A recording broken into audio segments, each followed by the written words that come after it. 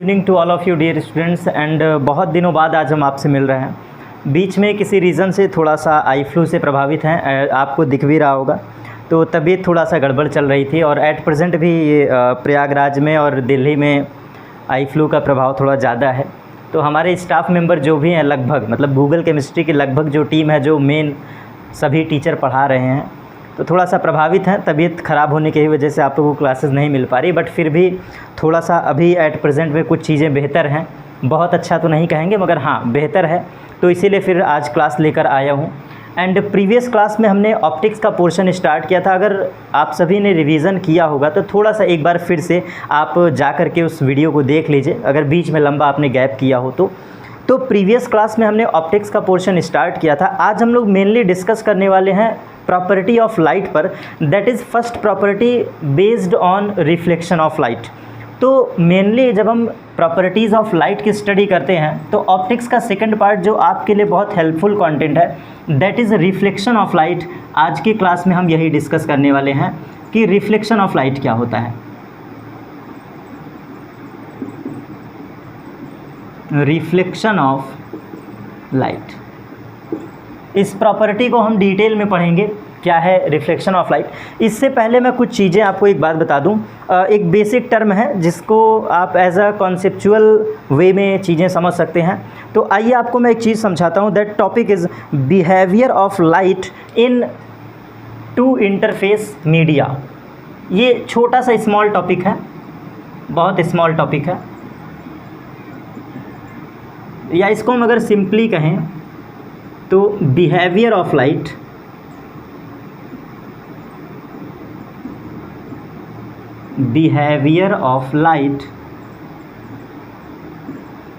इन two interface media. ये बहुत छोटा सा टॉपिक है, बहुत छोटा सा। कहने का मतलब ये है कि when light travels in glass medium, ये टॉपिक को मैं एक्सप्लेन कर रहा हूँ, बहुत छोटी सी कहानी है। यहाँ से आपको चीज़ें एक ज़बरदस्त कॉन्सेप्ट सुनने को मिलेगा। क्लियर लिखा है behaviour of light in two interface media. It means यहाँ पर हम ये डिस्कस करेंगे कि जैसे मान लो कि कोई ये ग्लास स्लैब है। छोटा सा एग्जांपल आपको मैं ले रहा हूँ। ये मान लो कि ये कोई ग्लास स्लैब है, ये हमने एक ग्लास का स्लैब लिया, ठीक है, ग्लास स्लैब है ये। अब हमें ये समझना है कि when light travels from air to glass, जैसे मान लो कि ये लाइट आपकी आई, सोर्स से लाइट आया, ये सोर्स ऑफ लाइट है, ये सोर्स ऑफ लाइट। और ये टू इंटरफेस मीडिया का मतलब क्या है, यहाँ पे मैंने क्लियर लिखा है, हमें वो बिहेवियर पढ़ना है when light travels in two interface media. It means दो मीडियम में, टू मीडिया में प्रॉपर्टी ऑफ लाइट कैसा बिहेव करती है, उसका बिहेवियर क्या है, वही मैं एग्जांपल लिया हूँ। तो बाहर हमारा जेन्युइनली है एयर, जो हम एज्यूम करते हैं, और इंटरनल साइड ये क्या है भाई, ये एक डिफरेंट मीडियम है, that is glass, that is glass. अब देखो ये बिहेवियर ऑफ लाइट, यहाँ पे थ्री मेन जो प्रॉपर्टी है यहाँ पे वर्क करती है। It means behaviour of light जो है in two interface media, 3 point यहाँ पर होंगे। देखो पहला some part of light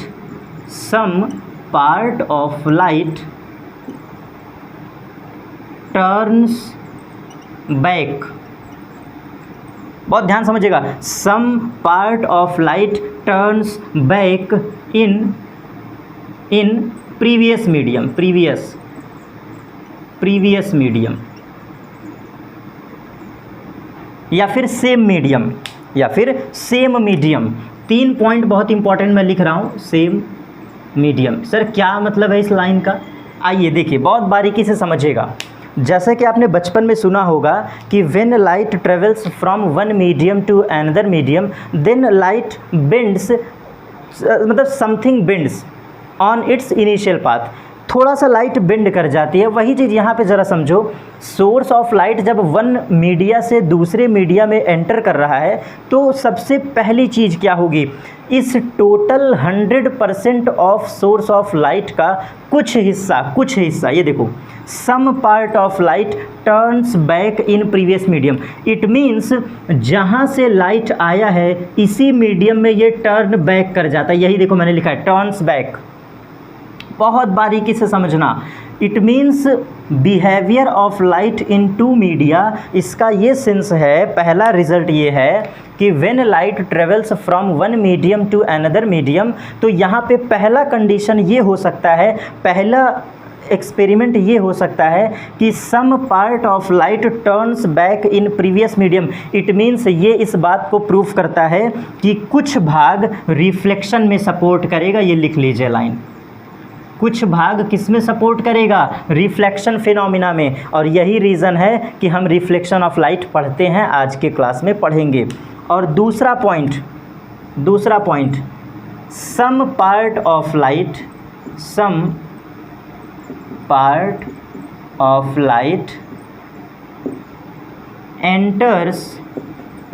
enters in glass slab।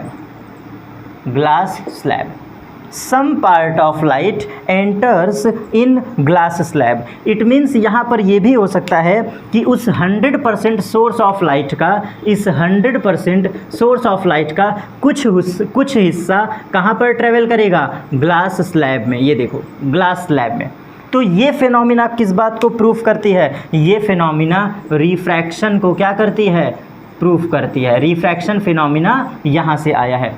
हम ये क्या पढ़ रहे हैं, behaviour of light in two interface media. It means जब दो मीडिया होते हैं डिफरेंट, एक तरफ है एयर, एक तरफ है ग्लास, एक तरफ है ग्लास, एक तरफ है अल्कोहल, एक तरफ है अल्कोहल, दूसरे तरफ है डायमंड। इट मीन्स मैं बात कर रहा हूँ दो इंटरफेस मीडिया की, वो कुछ भी हो सकता है, वो एयर और ग्लास हो सकता है, ग्लास एंड वाटर हो सकता है, वाटर एंड डायमंड हो सकता है, डायमंड एंड कुछ अल्कोहल भी हो सकता है, मतलब कुछ भी, कोई भी ट्रांसपेरेंट मीडिया हो सकता है। तो यहाँ पर 3 घटनाएं होती हैं। पहली घटना है when light enters in one interface to another interface, तो कुछ हिस्सा रिफ्लेक्शन पे जा सकता है, कुछ हिस्सा रिफ्रैक्शन में जा सकता है, और जो बचा हुआ पार्ट है that is absorb by the surface. तीसरा जो इवेंट हो सकता है वो ये भी हो सकता है सम पार्ट ऑफ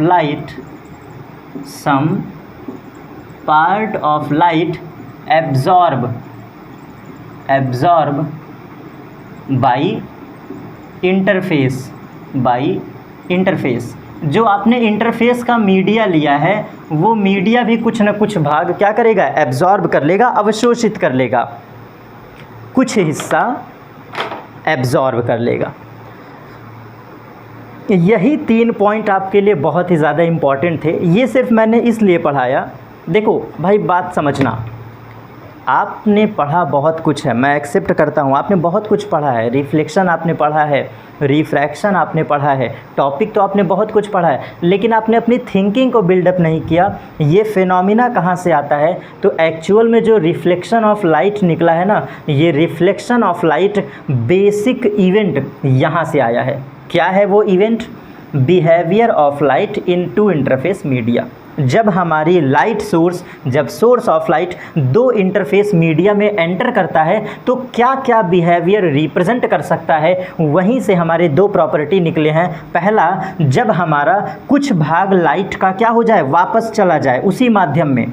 पहला भाग क्या है, कुछ हिस्सा लाइट का वापस चला जाए उसी मीडियम में जहाँ से आया। तो ये देखो लाइट आई और ये वापस चली गई, ये लाइट आई और वापस चली गई। Concept clear. Second point is some part of light enters in glass slab. It means जो आप दूसरा इंटरफेस लोगे, जो दूसरा सेकंड इंटरफेस मीडिया लोगे, उसमें भी तो लाइट जा सकती है क्योंकि ट्रांसपेरेंट है, एयर भी ट्रांसपेरेंट, ग्लास भी ट्रांसपेरेंट, तो जा सकता है ना। तो वही हमने लिखा है। तो दूसरा हिस्सा किस बात को प्रूफ करता है, रिफ्रैक्शन फिनोमिना को, जिसको हम आगे पढ़ने वाले हैं। और तीसरा हिस्सा जो हो सकता है कि कुछ भाग लाइट का एब्जॉर्ब कर लिया जाए बाय द ग्लास सरफेस। अब हम अपने कहानी को स्टार्ट करते हैं, जैसा कि हमारा क्लास का टॉपिक है रिफ्लेक्शन ऑफ लाइट। तो बेसिकली आपको पता होगा, टू द पॉइंट बात करूंगा, कोई फर्जी चीज़ें नहीं, कोई फालतू का मुद्दा नहीं, सीधा पॉइंट एक्सप्लेन करते चलेंगे और टॉपिक को समाप्त करते चलेंगे, क्योंकि ये बहुत इंपॉर्टेंट नहीं है। मतलब इतना भी इसमें इंपॉर्टेंस नहीं है कि बहुत हार्ड कुछ लेवल का चीज़ें आए। तो मैं कुछ हिंट दे देता हूँ और आपको भी सेल्फ से कुछ चीज़ें पढ़नी पड़ेंगी, बट कॉन्सेप्ट मैं पूरा क्लियर करता चलूँगा। तो what is reflection of light, यहीं से कहानी स्टार्ट करते हैं। तो चलिए देखिए, रिफ्लेक्शन का बिल्कुल सीधा सा मतलब होता है, क्लास 10th में आपको जो जानकारी है वही हमें बस देना है। रिफ्लेक्शन का बिल्कुल सीधा सा मतलब होता है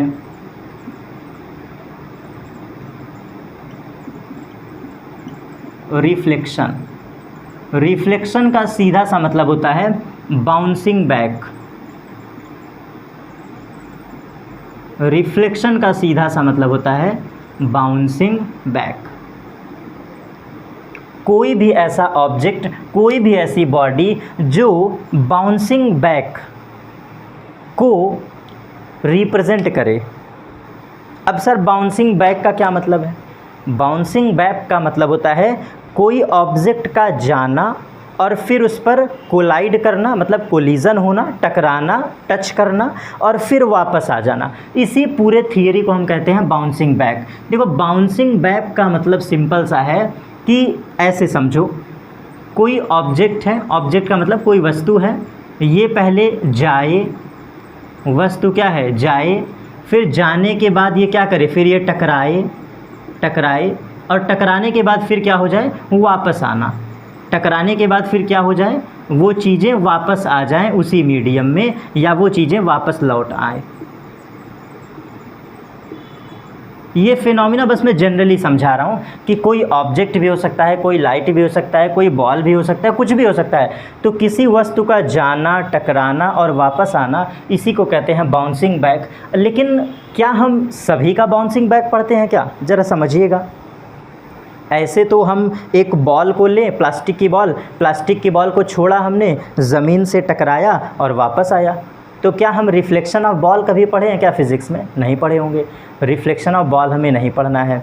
ऐसे ही दूसरा एग्जांपल, आपने घरों में तराई किया होगा, पानी का तराई, मतलब क्या कहते हैं, दीवालों को जब घर बनता है तो पानी से हम लोग दीवार भिगाते हैं ना, तराई करना, पानी उस पर डालना।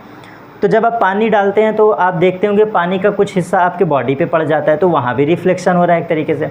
लेकिन क्या कभी आपने पढ़ा है रिफ्लेक्शन ऑफ वाटर, पानी का परावर्तन? क्या आपने पढ़ा है? नहीं पढ़ा है। लेकिन कॉन्सेप्ट के क्लियरिटी के लिए मैं बता रहा हूँ कि बाउंसिंग बैक का सिर्फ और सिर्फ इतना सा मतलब होता है, कुछ ऐसे समझो। बाउंसिंग बैक का सिर्फ इतना सा सीधा मतलब होता है कि लेट सपोज़ ये कोई m मास का बॉल है, ये मैंने फेंका फ्रॉम वेलोसिटी v, तो ये बॉल जाएगी और टकराएगी वॉल से, और वॉल से टकराने के बाद फिर क्या होगा, उसी मीडियम में वापस चली आएगी। बस यही है आपका बाउंसिंग बैक। लेकिन अब एक बात याद रखिएगा, ये बाउंसिंग बैक की प्रॉपर्टी फिज़िक्स के दुनिया में, जैसे कि हम बॉल का रिफ्लेक्शन नहीं पढ़ते हैं। आप एक प्लास्टिक की बॉल लो और इसको ऊपर से कुछ हाइट पर छोड़ दो, तो वो गेंद जाएगी, सरफेस पे टकराएगी और वापस आ जाएगी। लेकिन हम रिफ्लेक्शन ऑफ बॉल कभी नहीं पढ़ते हैं, ठीक है? रिफ्लेक्शन ऑफ वाटर कभी नहीं पढ़ते हैं। तो बहुत क्लियर समझिएगा, इस फिज़िक्स के दुनिया में रिफ्लेक्शन प्रॉपर्टी, इस फिज़िक्स के दुनिया में रिफ्लेक्शन प्रॉपर्टी सिर्फ दो लोग शो करते हैं। कौन है? एक है हमारी लाइट और दूसरा है हमारा साउंड। इस फिज़िक्स के दुनिया में सिर्फ दो ही आदमी ऐसे हैं, दो ही फिनोमिना ऐसा है, दो ही टॉपिक ऐसे हैं जो रिफ्लेक्शन प्रॉपर्टी को शो करते हैं। और जब हमारा साउंड का रिफ्लेक्शन होता है तो आप इसको नाम देते हैं इको। जब साउंड का रिफ्लेक्शन होता है तो आप इसी को नाम देते हैं इको, और इको का मतलब होता है पराध्वनि। मतलब आवाज़ का गूंजना।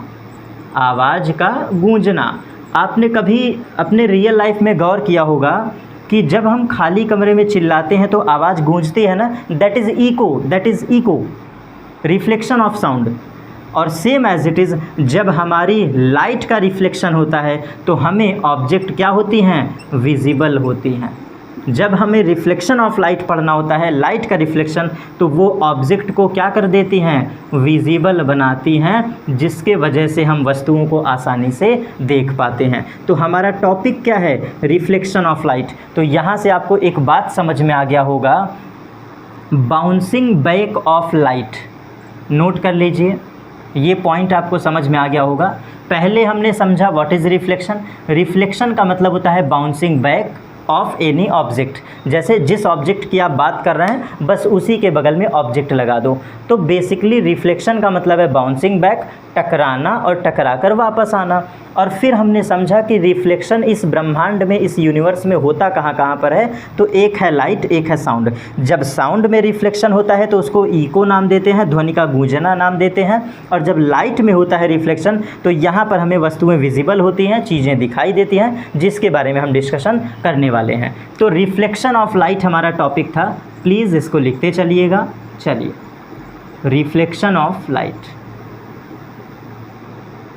तो रिफ्लेक्शन ऑफ लाइट को आप सिंपली ऐसे कहेंगे, what is reflection of light, तो bouncing back of light, bouncing back of light is known as reflection of light, reflection of. चलिए, तो रिफ्लेक्शन ऑफ लाइट का सिंपल सा क्या मतलब है भाई, रिफ्लेक्शन के बारे में आप चीज़ें समझ गए। तो जिसका रिफ्लेक्शन होगा वो कौन है, लाइट है। तो वही मैंने बस लिख दिया है, bouncing back of light is known as reflection of light. क्या मतलब है सर इस बात का, इस बात का मतलब क्या है, तो आइए, जैसे मान लो ये हमने एक प्लेन सरफेस ले लिया, ये हमने कोई भी एक सरफेस, ज़रूरी नहीं कि प्लेन लो, आगे इस पर डिस्कस करते हैं। मैंने अभी एज्यूम करने के लिए एक प्लेन सरफेस ले लिया और यहाँ पे ये लाइट आ रही है, ये लाइट सोर्स आ रही है, ये लाइट सोर्स आ रही है। फिर इसके बाद क्या होगा, ये लाइट सोर्स इस प्लेन पर टकराएगा और टकराने के बाद कुछ ऐसे निकल जाएगा, ये कुछ ऐसे, ये कुछ ऐसे।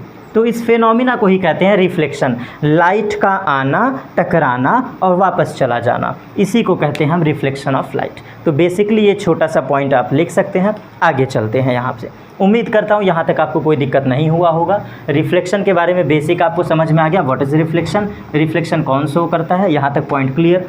अब हम थोड़ा डिटेल में बात करते हैं, क्योंकि कुछ बच्चे क्लास 10th में सिर्फ इतना ही सीखे होते हैं, उनको रटवा दिया जाता है कि रिफ्लेक्शन जो होता है वो प्लेन एंड स्मूथ सरफेस पर होता है। उसके बाद क्या सिखाया जाता है, वेल पॉलिश्ड सरफेस पर होता है। इसी मिथ को मैं तोड़ने वाला हूँ, इस मिथ को थोड़ा सा मैं दूर करूँगा, क्योंकि क्लास 10th के कॉन्सेप्ट से बढ़कर क्लास 12th का कॉन्सेप्ट है, डिटेल में समझेंगे। देखो, बिल्कुल ध्यान से समझना, आपको भले बता दिया गया है क्लास 10th में कि surface are smooth and well polished, ऐसा पढ़ाया जाता है, लेकिन नोट करके आप लिख लो, नोट करके लिख लो, रिफ्लेक्शन फेनोमिना, रिफ्लेक्शन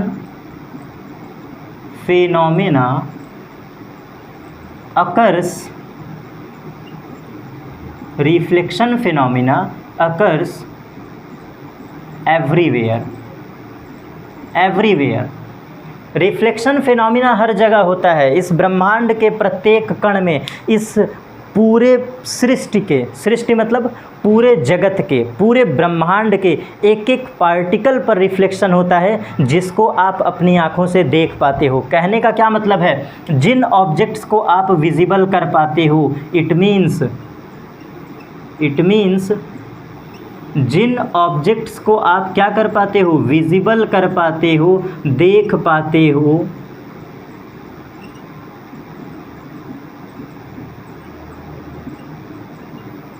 ये सिर्फ तभी संभव है जब आपका रिफ्लेक्शन होगा। विदाउट रिफ्लेक्शन ये कभी हो ही नहीं सकता है। तो ये ऑब्जेक्ट को देखने की प्रक्रिया विदाउट रिफ्लेक्शन पॉसिबल ही नहीं है, क्योंकि रिफ्लेक्शन ऑफ लाइट के ही वजह से हम चीज़ों को विजिबल कर पाते हैं। तो मेरा एक छोटा सा कॉन्सेप्ट है, कि रिफ्लेक्शन फिनोमिना अकर्स एवरीवेयर, क्योंकि रिफ्लेक्शन हर जगह होगा, इस सरफेस पर होगा, रफ सरफेस पर होगा, खुरदुरे बॉडी पर होगा। जिस जिस पार्टिकल को आप देख पाते हो, चाहे वो खुरदुरा हो, चाहे वो प्लेन हो, चाहे वो स्मूथ हो, चाहे वो पॉलिश्ड हो, चाहे विदाउट पॉलिश्ड हो, कहीं पर भी हो, रिफ्लेक्शन हर जगह होता है। तो आपको यहाँ से सीखने को क्या मिला?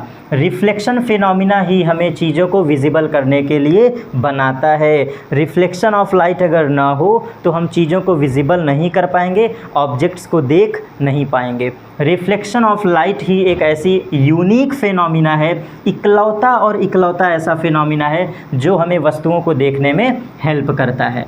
दूसरा नोट आप लिख सकते हैं, दूसरा नोट लिख सकते हैं कि ये जो रिफ्लेक्शन फिनोमिना है, पहला चीज़ smooth plus well polished, smooth plus well polished, और दूसरा point rough and without polished, rough and without polished surface हर जगह होगा। इट मीन्स दोनों जगह। जैसे अगर सरफेस तुम्हारा वेल स्मूथ है, स्मूथ का मतलब है प्लेन, बिल्कुल चिकना, एकदम स्मूथ, बिल्कुल प्लेन चिकना हो बिल्कुल, और पॉलिश्ड का मतलब होता है उस पर लेयर कर देना, कोटिंग कर देना, कोटेड लेयर बना देना। और रफ़ का मतलब होता है खुरदुरा, मतलब ऊबड़ खाबड़ खुरदुरा, और विदाउट पॉलिश मतलब कोई चिकना नहीं किए, कोई कोटेड लेयर आपने नहीं लगाया। तो रिफ्लेक्शन फिनोमिना दोनों जगह होता है, ये पॉइंट याद रखिएगा, smooth and well polished surface पर भी और rough and without polished surface पर भी। ठीक है, अब वो अलग बात है, नोट नंबर थ्री, वो अलग बात है कि अगर हमारा if surface are more smooth and more polished. मेरा कॉन्सेप्ट सुनते चलेगा, एक एक लाइन कॉन्सेप्ट है। If surface are more smooth and more polished then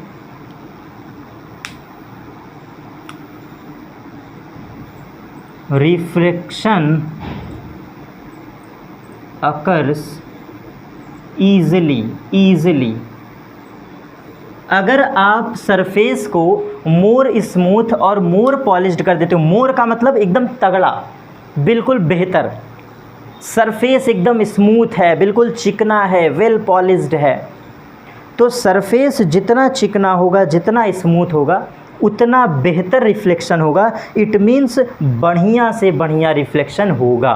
बेहतर समझते हैं ना, अच्छे से अच्छे की तलाश कर, ऐसा कुछ, बेहतर से बेहतर की तलाश कर, टूट जाए वो पत्थर ऐसे कांच की तलाश कर, कुछ ऐसा। मतलब भाई शेर शायरी नहीं आती, कुछ ऐसे है ना कि बेहतर से बेहतर की तलाश कर, मिल जाए कोई ऐसा पत्थर जो कांच को ऐसे, कुछ ऐसा है कहानी कुछ। ठीक, तो हाँ, तो ऐसे समझो, बेहतर, जितना बढ़िया रिफ्लेक्शन हो सकता है उसके लिए हमें क्या करना पड़ेगा? More smooth and more polished. Concept clear? तो ये भी पॉइंट आपके लिए याद रखना। अब इसके बाद हम आगे चलते हैं, इसके बाद अब एक डायग्राम बनाते हैं। ये डायग्राम आपके लिए हेल्पफुल होगा, क्योंकि रिफ्लेक्शन ऑफ लाइट हमने पढ़ा दिया, तो विदाउट चीज़ें कोरिलेट की आपको समझ में नहीं आएंगी। रिफ्लेक्शन ऑफ लाइट में बेसिकली हमने समझ लिया, bouncing back of light is known as reflection of light. और now I will draw the diagram. This is most important for your complete syllabus. It means इस रिफ्लेक्शन में जितने बार मैं बात करूँगा रिफ्लेक्शन ऑफ लाइट की, तो आपके माइंड में ये डायग्राम रटा होना चाहिए। रट्टा मार लो, मैं एकदम खुल के बोलता हूँ, ओपनली बोलता हूँ बच्चों को। जो पॉइंट एकदम ज़बरदस्त वाले हैं, पकड़ने वाले, उसको रट लो। ये डायग्राम आपके दिमाग में रट लो, तो आपको कभी कॉन्सेप्चुअल में दिक्कत नहीं आएंगी। आइए समझते हैं। सबसे पहले हम लेंगे प्लेन एंड स्मूथ सरफेस। बहुत ध्यान से देखना, ये क्या है? प्लेन है।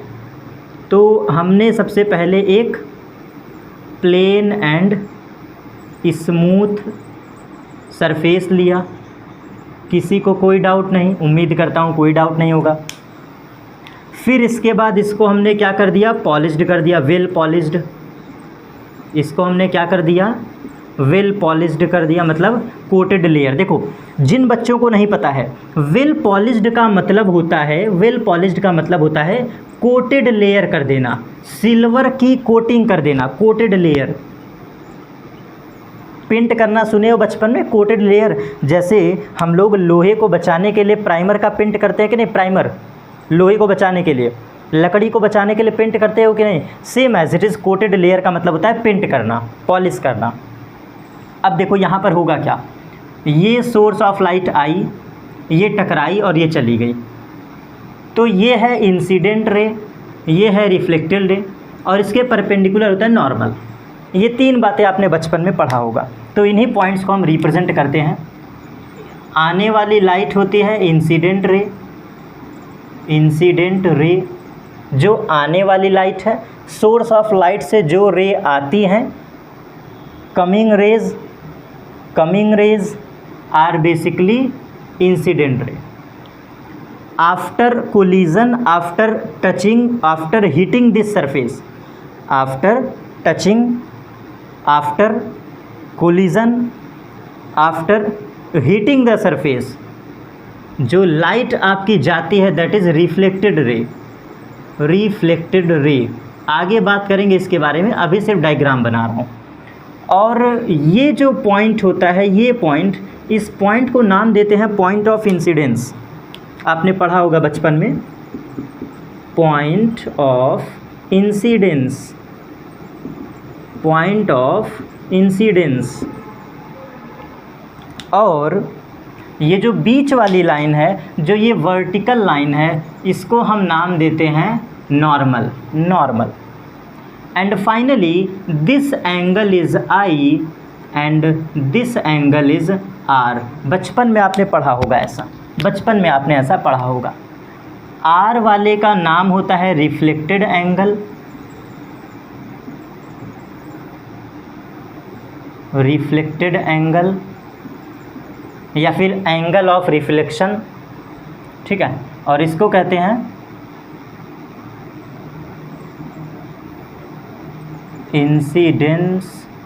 इंसिडेंट एंगल, ठीक है, incident angle, reflected angle and incident angle.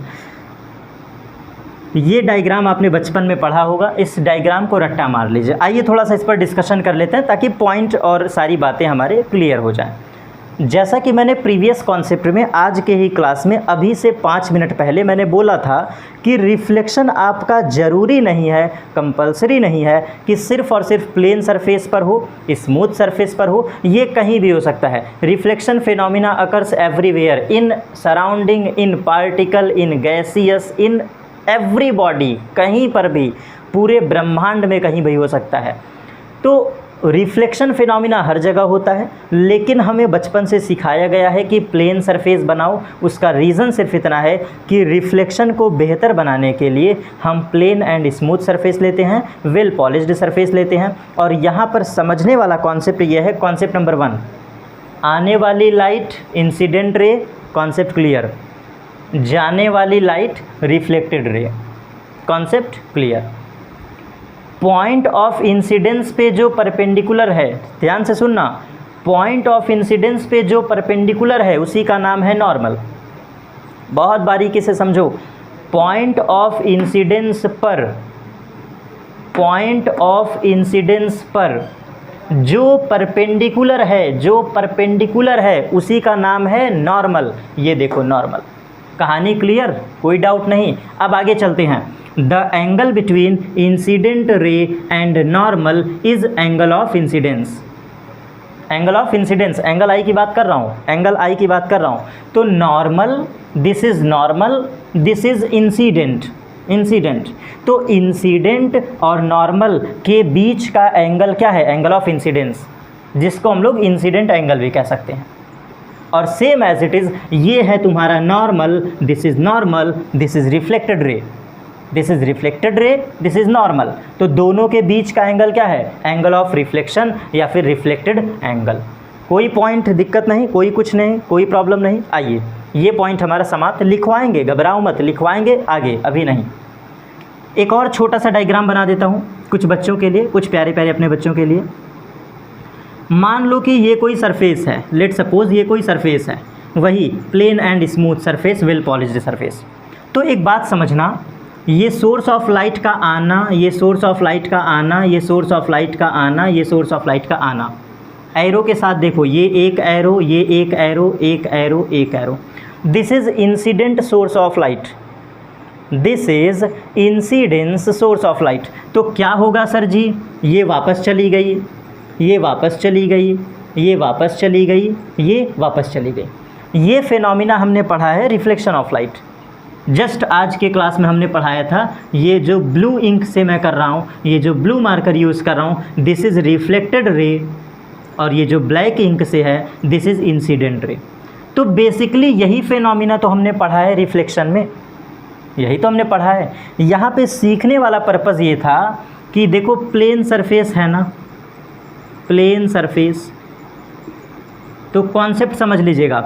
Plane surface पर, प्लेन सरफेस पर जहाँ जहाँ लाइट हिट करती है, ये देखो this point, this point, this point and this point, source of light where touch और meet on the plane surface is define as point of incidence. Point of incidence वो point होता है जहाँ पर सोर्स ऑफ लाइट टकराती है, मिट करती है, टच करती है। तो this is P, this is Q, this is R, this is S। तो P बराबर Q बराबर R बराबर S is equal two point of incidence, point of incidence, point of incidence. कहने का मतलब ये है कि प्लेन सरफेस पर, प्लेन और स्मूथ सरफेस पर जहाँ सोर्स ऑफ लाइट टच करे, मिट करे या कट करे, कुछ भी कह दो, टच करे, मिट करे या उसको क्या करे, मतलब इंटरसेक्ट करे, जो कह दो, टच करना, मिट करना या कट करना, जो भी कह लो, तो वो पॉइंट क्या कहलाता है, पॉइंट ऑफ इंसिडेंस। बहुत बारीकी से देखो, इस डायग्राम में देखो पॉइंट ऑफ इंसिडेंस, उस डायग्राम में देखो पॉइंट ऑफ इंसिडेंस। कहने का मतलब था कि सोर्स ऑफ लाइट ऐसे गिर रही है, ये देखो सोर्स ऑफ लाइट ऐसे गिर रही है, this is source of light.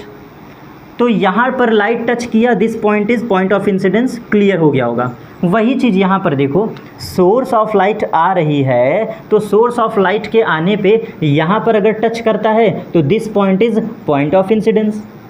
अगर वो Q पर टच करता है तो पॉइंट ऑफ इंसिडेंस, अगर वो R पर टच करता है तो पॉइंट ऑफ इंसिडेंस, अगर वो S पर टच करता है तो पॉइंट ऑफ इंसिडेंस। उम्मीद करता हूँ यहाँ से ये बात तो क्लियर हो गया होगा कि किसी प्लेन सरफेस पर जहाँ पर सोर्स ऑफ लाइट टच करती है, मिट करती है या कट करती है, वो पॉइंट क्या कहलाएगा, पॉइंट ऑफ इंसिडेंस। नाम ही उसका है पॉइंट ऑफ इंसिडेंस, जहाँ पर पॉइंट इंसिडेंट हो। ये देखो पॉइंट ऑफ इंसिडेंस, ठीक, ये पॉइंट क्लियर रखिएगा। इसके बाद मैं बात कर लेता हूँ एक और डायग्राम आपको समझाने के लिए, इरेज कर रहा हूँ, ये अपने दिमाग में बैठा लो, दिमाग में बिल्कुल बैठा लो, इरेज कर रहा हूँ ये डायग्राम।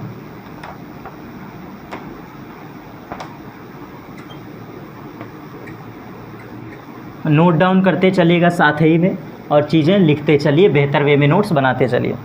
देखो अब आपको समझाता हूँ, जैसे कि मैंने अभी बोला था, मान लो ये हमारा कोई प्लेन सरफेस है, ठीक, ये प्लेन सरफेस है।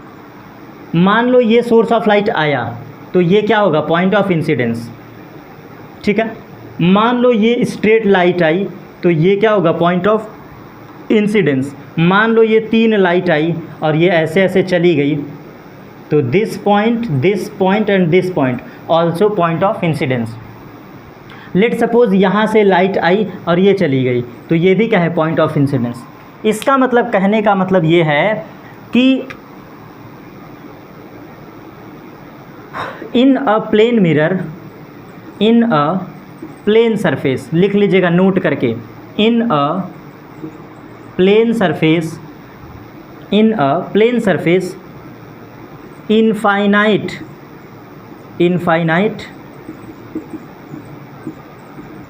Point of incidence, in a plane mirror, in a plane surface, infinite point of incidence exist here, ठीक है, लिख लीजिएगा। एक प्लेन सरफेस पर इनफाइनाइट पॉइंट ऑफ इंसिडेंस हो सकते हैं। इट मीन्स एक प्लेन सरफेस पर इनफाइनाइट पॉइंट ऑफ इंसिडेंस हो सकते हैं। रट्टा मार लीजिए इस पॉइंट को। चाहे बात करें प्लेन मिरर की, चाहे बात करें प्लेन सरफेस की, as well as in both cases you have also remember this point. क्या sir? Infinite point of incidence exist on the plane surface. किसी भी प्लेन सरफेस पर, किसी भी प्लेन मिरर पर इनफाइनाइट पॉइंट ऑफ इंसिडेंस होता है। आपके सामने प्रत्यक्ष प्रमाण, आपके सामने जीता जागता प्रमाण। ये वाइट बोर्ड तुमको प्यारा सा दिख रहा है, ये प्यारा प्यारा वाइट बोर्ड दिख रहा है जहाँ पर मैं चीज़ें लिख रहा हूँ। याद करने का तरीका देखो, याद करने का तरीका। इंसिडेंट रे पढ़ पा रहे हो कि नहीं? नॉर्मल पढ़ पा रहे हो कि नहीं?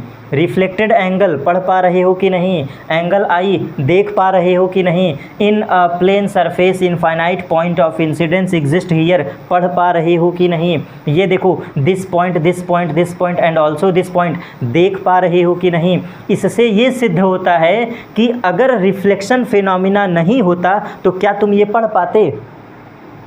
अगर रिफ्लेक्शन फिनोमिना नहीं होता इस रूम के भीतर, इस कमरे में अगर रिफ्लेक्शन फिनोमिना नहीं होता, यहाँ पर लाइट नहीं जलती, रिफ्लेक्शन नहीं होता, तो क्या मैं आपको ऑनलाइन पढ़ा पाता?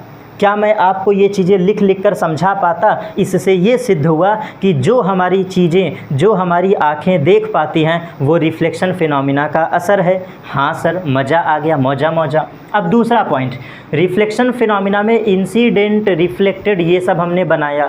तो आप इस पॉइंट को समझो, इन अ प्लेन सरफेस, दूसरा point, in a plane surface infinite point of incidence exist here. मतलब जहाँ जहाँ पॉइंट टच करता है, जहाँ जहाँ सोर्स ऑफ लाइट टच करे किसको? प्लेन सरफेस को। क्या समझे? प्लेन सरफेस पर जहाँ जहाँ लाइट गिरती है वो सभी पॉइंट क्या है? Point of incidence. तो उम्मीद करता हूँ ये डायग्राम आपको याद हो गया होगा। तो तुरंत एक छोटी सी हेडिंग लगा लीजिए, लॉ ऑफ रिफ्लेक्शन। तो ये हमारे अभी के क्लास का लास्ट पॉइंट है, अभी के हमारे इस क्लास का ये लास्ट पॉइंट है। देखता हूँ फिर और भी आगे इसके आगे पढ़ाना है, क्योंकि ये इतना पॉइंट आप कंप्लीट कर लीजिए, फिर बाकी मिलेंगे नेक्स्ट वीडियो में। तो लास्ट पॉइंट आज के क्लास का, that is law of reflection. Law of reflection. तो एक बात बताओ, अच्छा लॉ ऑफ रिफ्लेक्शन तो आप बचपन से रटे होगे ना यार। कितने लॉ होते हैं? 2 ही लॉ होते हैं। क्या होता है सर? आइए बहुत बारीकी से समझते हैं। देखो, incident ray, normal and reflected ray all lie in same plane. अरे मैं ही कितने बार पढ़ाया हूँ, इसी चैनल पर मैं कितने बार पढ़ाया हूँ। Incident ray, normal and reflected रे, 3 को देखो, 3 को, both are lie in same plane, all lie in same plane. Sir कैसे? सर कैसे? आओ दिखाता हूँ कैसे। देखो, आओ दिखाता हूँ कैसे।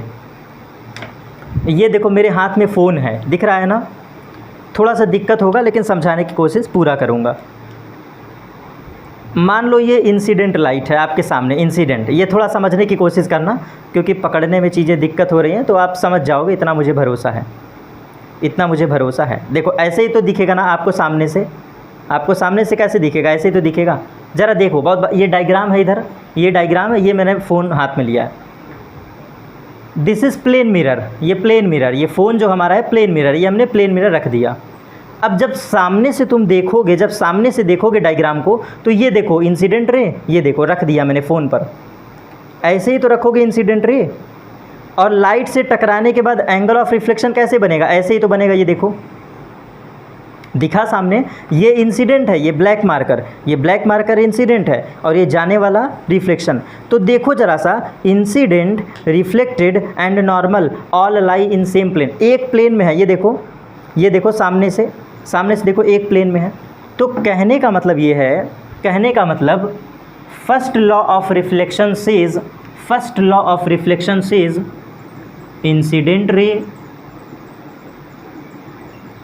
Incident ray comma normal and reflected ray comma reflected ray all lie in same plane, all lie in same plane, it means incident, normal and reflected all lie in same plane। तो बहुत बारीकी से देखो, white board पर मैंने चित्र बनाया है, ये है इंसिडेंट का प्लेन, देखो ये इंसिडेंट का प्लेन, फिर ये देखो नॉर्मल का प्लेन, और फिर ये देखो रिफ्लेक्टेड का प्लेन, ये कुछ ऐसे।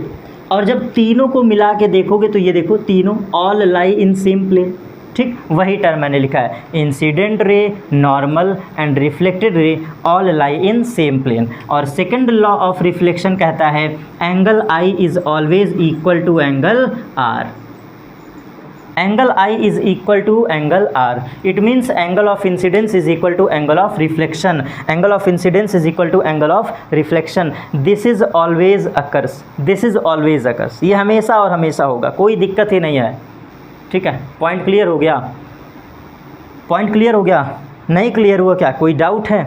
आइए एक बार और, आखिरी प्रयास, एक और सफल प्रयास। आप हमें बारीकी से देखिएगा, ये हाथ हमारा है इंसिडेंट, बहुत ध्यान समझ रहे, ये हाथ मेरा इंसिडेंट और ये मेरा रिफ्लेक्शन, आपके सामने खड़ा हूँ, उम्मीद करता हूँ विजिबल भी होगा, ठीक है, क्लियर। ये हाथ मेरा इंसिडेंस और ये जो मेरा सर है, ये जो मेरा सर है, दिस इज़ नॉर्मल इंसिडेंस, ये जो हमारा सर है दिस इज़ नॉर्मल, और ये है आपका रिफ्लेक्शन। तो ज़रा ध्यान से देखो, इंसिडेंस का प्लेन, ये देखो इंसिडेंस का प्लेन और मेरे सर का प्लेन और रिफ्लेक्शन का plane, all lie in same plane. मैं देखो तीनों के तीनों लाइन एक प्लेन में है, मेरा फेस, मेरा हाथ, ये तीनों देखो एक प्लेन में है, कुछ ऐसे दिख रहा है, दिख रहा है, पूरा एक प्लेन में है। तो यहाँ से लॉ क्लियर हो गया होगा, incident ray, normal and reflected ray all lie in same plane. फिर ये वाला एंगल, ये जो मेरा हाथ बन रहा था, ये देखो ये एंगल बराबर ये एंगल, तो वही हमने लिखा है angle of I is equal to angle of R. तो पॉइंट क्लियर रखिएगा, पॉइंट क्लियर रखिएगा, नोट करके, आखिरी नोट सबसे खतरनाक नोट लिख लीजिए, स्टार पॉइंट, स्टार पॉइंट है, स्टार पॉइंट क्या है? Star point law of reflection, star point है ये, law of reflection valid, law of reflection valid only for regular reflection, only for regular reflection. It means बहुत सारे बच्चों को ये लगता है कि sir angle of I is equal to angle of R, क्या हम सभी प्रकार के रिफ्लेक्शन पर लगा दें? क्या हम angle of I is equal to angle of R every type of reflection phenomena में बोल सकते हैं? तो नहीं, बिल्कुल नहीं बोलेंगे।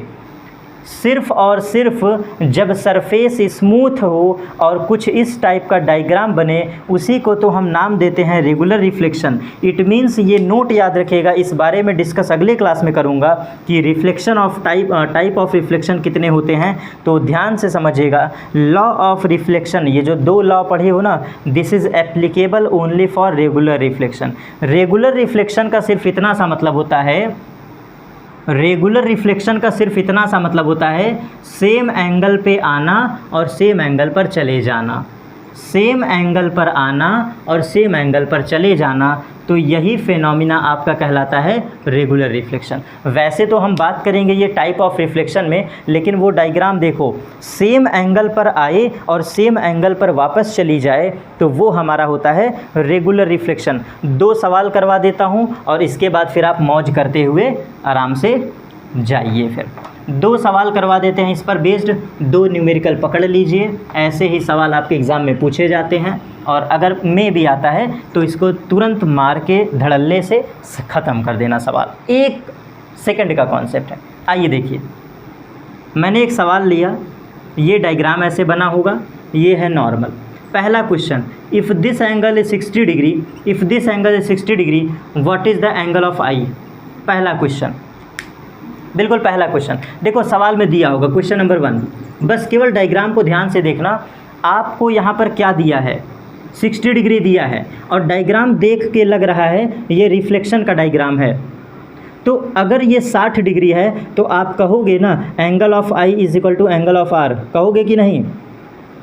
और आर की वैल्यू कितना है 60 डिग्री, तो एंगल ऑफ आई भी कितना हो गया 60 डिग्री। तो ये एक सवाल ख़त्म। कैसे? ये 60 डिग्री तो ये भी 60 डिग्री। ठीक है, एक और सवाल देख लो, एक और सवाल देख लो। मान लो ये एंगल है 30 डिग्री, एज्यूम कर लो कि दिस एंगल इज़ 30 डिग्री। ठीक है, 30 डिग्री। आपसे पूछा what is the angle of R, तो आप सीधा जवाब दोगे ना आर बराबर भी 30 डिग्री। क्यों? बिल्कुल सीधा सीधा, angle of I is equal to angle of R. कोई दिक्कत नहीं, कोई परेशानी नहीं? हाँ सर, कोई दिक्कत नहीं। तो दो सवाल ये ऐसे हो गए और एक सबसे अच्छा सवाल पूछेगा कुछ ऐसा। देखो, आपसे कहेगा if this angle is 60 degree, if this angle is 60 degree, तो बताइए एंगल ऑफ इंसिडेंस आई क्या होगा? बताइए एंगल ऑफ इंसिडेंस आई क्या होगा? ये ज़बरदस्त सवाल है। देखो, ये ज़बरदस्त सवाल है आपके लिए, ये आपके लिए है। तो कोई दम नहीं है इस सवाल में। दिया था जो नीचे का एंगल है, जो नीचे का एंगल है ये कितना है 60 डिग्री। सवाल को देखो कैसे ख़त्म करते हैं, 1 मिनट में धाराशाही कर देते हैं। एक बात बताओ, ये एंगल है 60 डिग्री और टोटल होता है 90। ये देखो, ये एंगल और ये एंगल कितना होता है 90 डिग्री होता है कि नहीं? डायग्राम को ध्यान से देखो, ये एंगल और ये एंगल 90 डिग्री होता है कि नहीं? जिसमें से हमें सवाल में बोला है कि दिस एंगल इज़ 60 डिग्री, ये वाला एंगल हमें सवाल में दिया है कितना 60 डिग्री। देखो दिया है कि नहीं सवाल में? तो बताओ रिमेनिंग पार्ट कितना होगा? 30 डिग्री ही तो होगा। भाई खुद से समझो, अगर नीचे वाला एंगल 60 है तो बचा हुआ रिमेनिंग एंगल क्या होगा 30 डिग्री। बस आंसर ख़त्म, आंसर ख़त्म। अगर ये 30 है तो पड़ोसी भी 30 होगा, होगा कि नहीं? एंगल ऑफ आई बराबर एंगल ऑफ आर से। और फिर जब समझो जब ये 60 है तो ये भी 60 ही होगा, 60 डिग्री ही होगा। समझ में आया? सवाल ख़त्म। ये ऐसे सवाल पूछे जाते हैं, बचपना वाले सवाल जो बिल्कुल छोटे से 1 नंबर में पूछे जा सकते हैं। एक और सवाल देख लो, एक और सवाल देख लो, बिल्कुल मज़ा लेते हुए जाओ। देखो, जैसे मान लो ये मैंने एक सवाल दिया, ठीक है, मैंने एक सवाल दिया दिस एंगल इज़ 30 डिग्री, मैंने दे दिए दिस एंगल इज़ 30 डिग्री। ये देखो दिस एंगल इज़ 30 डिग्री, तो आंख बंद करके जवाब देना। देखो सुनो कैसे, रट्टाफिकेशन वाला कॉन्सेप्ट। ये 30 डिग्री तो ये भी 30 डिग्री, काम ही ख़त्म। यस और नो, समझ गए होंगे सर? बिल्कुल यस, ये 30 डिग्री तो ये भी 30 डिग्री। कैसे? अपर वाले सवाल से। Concept clear? तो अगर ये 30 डिग्री है तो पड़ोसी भी कितना होगा 30 डिग्री। हाँ सर, एकदम मज़ा आ गया। अब ज़रा इसको दूसरे लहजे से समझो, दूसरे लहजे से। एक बात बताओ, ये है लाइन, ये है वर्टिकल लाइन, ठीक? तो एक बात बताना, ये वर्टिकल लाइन और ये हॉरिजेंटल लाइन कितना एंगल पर है? 90 पर, 90 डिग्री पर। ये हॉरिजेंटल लाइन और ये प्लेन लाइन कितने पर है? 90 डिग्री पर है, ठीक? और एक बात बताओ, this angle are also given, this angle is also given. ये देखो 30 डिग्री दिया है कि नहीं सवाल में? ये देखो सवाल में 30 डिग्री दिया। तो यार अपना सेंस लगाओ, अपना कॉमन सेंस लगाओ। अगर ये 30 है तो बचा हुआ रिमेनिंग पार्ट क्या होगा 60 डिग्री। तो आंसर ख़त्म, ये हो गया 60 डिग्री तो ये भी हो गया 60 degree. Angle of I is equal to angle of R, angle of I is equal to angle of R. ठीक है, 2 सवाल मैंने सेम करवा दिया। अब अगर आपके पास अभी भी दिक्कत है, अभी भी कोई प्रॉब्लम है, इसका मतलब वीडियो को सिर्फ पॉज करके पीछे जाओ और वंस अगेन आप चीज़ों को देख लीजिए। तो आज की ज़बरदस्त क्लास ज़बरदस्त वे में समाप्त होती है। नेक्स्ट क्लास पर हम बेसिक डिस्कशन करेंगे, क्या टाइप ऑफ रिफ्लेक्शन, एक फास्ट वे में समरी दे दूंगा और बेसिक डेफिनेशन के साथ आगे चलेंगे। रिफ्लेक्शन क्या कहते हैं, मिरर पर, मिरर के कॉन्सेप्ट पर आगे चलते हैं। मिलते हैं फिर फाइनली नेक्स्ट क्लास पर। Thanks to all of you.